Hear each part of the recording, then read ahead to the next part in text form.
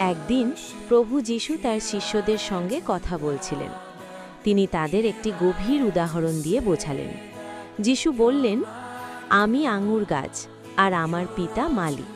তিনি বোঝাতে চাইলেন, যেমন একটি আঙুর গাছের ডাল গাছের সঙ্গে যুক্ত না থাকলে ফল ধরতে পারে না, তেমনি মানুষ যদি আমার সঙ্গে যুক্ত না থাকে তবে তার জীবনেও ভালো ফল আসে না।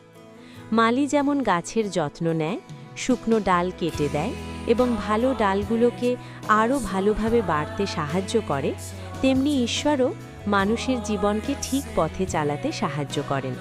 যিশু আরও বললেন, যে আমার মধ্যে থাকে আর আমি যার মধ্যে থাকি সে অনেক ফল ধরে।